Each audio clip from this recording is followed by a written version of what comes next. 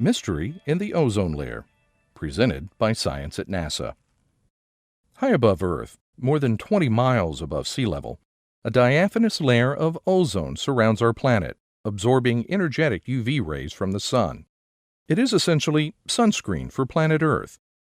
Without the ozone layer, we would be bathed in dangerous radiation on a daily basis, with side effects ranging from cataracts to cancer. People were understandably alarmed then in the 1980s when scientists noticed that man-made chemicals in the atmosphere were destroying this layer. Governments quickly enacted an international treaty called the Montreal Protocol to ban ozone-destroying gases such as CFCs, then found, for example, in aerosol cans and air conditioners. On September 16, 1987, the first 24 nations signed the treaty. 173 more have signed on in the years since. Fast forward 27 years. Ozone-depleting chemicals have declined, and the ozone hole appears to be on the mend. The United Nations has called the Montreal Protocol the most successful treaty in UN history. Yet despite Montreal's success, something is not quite right. A new study by NASA researchers showed that a key ozone-depleting compound named carbon tetrachloride, or CCl4, is surprisingly more abundant in the ozone layer than it should be. We are not supposed to be seeing this at all, says NASA atmospheric scientist Xing Liang. Between 2007 and 2012, countries around the world reported zero emissions of CCl4.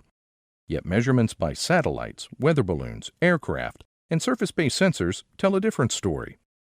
A study led by Liang shows worldwide emissions of CCl4 averaged 39 kilotons per year, approximately 30% of peak emissions prior to the international treaty going into effect.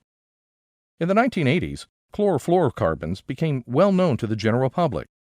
As the ozone hole widened, CFC became a household word. Fewer people, however, have heard of CCl4, once used in applications such as dry cleaning and fire extinguishers. Nevertheless, says Liang, CCl4 is a major ozone-depleting substance. It is the third most important anthropogenic ozone-depleting compound behind CFC11 and CFC12.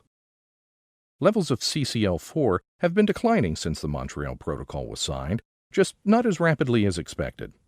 With zero emissions, abundances should have dropped by 4% per year. Instead, the decline has been closer to 1% per year. To investigate the discrepancy, Liang and colleagues took CCl4 data gathered by NOAA and NASA and plugged it into a NASA computer program, the 3D GEOS Chemistry Climate Model.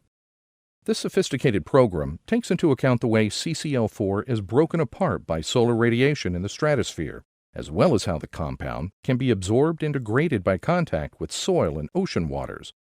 Model simulations pointed to an unidentified ongoing current source of CCl4. It is now apparent that there are either unidentified industrial leakages, large emissions from contaminated sites, or unknown CCl4 sources, says Liang.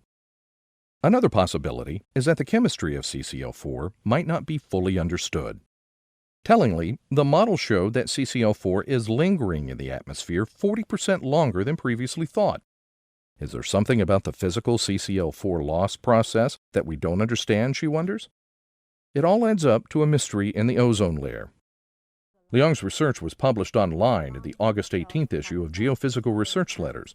More information about the extra CCl4 may be found there. For more science mysteries, on Earth and beyond, stay tuned to science.nasa.gov.